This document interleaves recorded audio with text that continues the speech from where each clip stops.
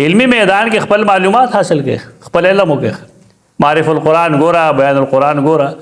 مونږ خو د قادیانانو تفاسیر هم ګورو، دې لپاره چې مونږ د هغې د دوکو پته ولګي. د شیعهګانو 3 تفاسیر دي ما سره، دې لپاره چې هغې ته پته ولګي چې دې څه وایي. د بریلیانو تفاسیر شته مونږ سره، ښیو چې دلته کې هغې داسې لیکلي دي. د علماء دیوبند اکثر و بیشتر تفاسیر شته مونږ سره. ځان له ذهن دغه مه جوړوئ، دا غلط ذهن دی.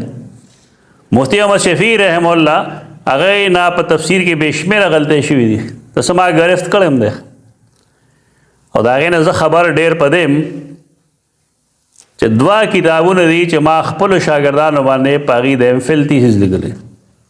یو معرف القرآن دی د مفتی شفیع صاحب، اول معرف القرآن دی د کان دهلوي رحم الله.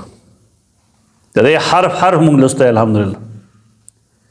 د دې ټولې خوبۍ خامۍ مونږ ته معلومې دي، خو هغه خلک مونږ نه یو چې هغه بڑا چڑھا کر غلطي بیانوي. دي مونږه غلطي د اصلاح دپاره بیان کړې ده او هغه معرف القرآن ما لیږلی تقي صاحب ته چې دا وګوره که دی کې څه غلطۍ د هغې اصلاح وکړه او بیا که مناسب ګڼې نو تا ته مونږ اجازت درکړو د چپای.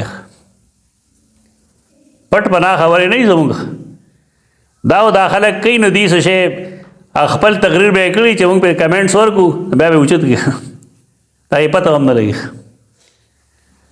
یو لګیا تقریر یې کو د سیدنا معاویه رضی الله تعالی عنہ بڑای بیان کړی، نو بیا یې ویل چې رسول الله صلی الله علیه وسلم فرمایلی چې اصحابي کالنجوم بایهم اقتدیتم اهتدیتم.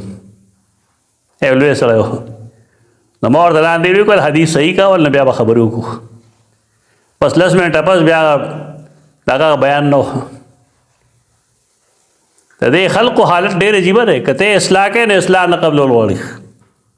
مونږ هم د الله بندګان یو، مونږ نه غلطۍ کېږي، استدلال کې به غلطي خامي به وي، چېرته سبقت لساني به شوي، سبقت قلمي به شوي، لیکن ځان کې دا بغض مه پیدا کوئ چې دا فلانې دی زه کتاب نه ګورم. ځان کې دومره پوهه پیدا کړئ چې تاسو د هر چا کتاب کتی شئ، دا تنګ نظري به نه وي.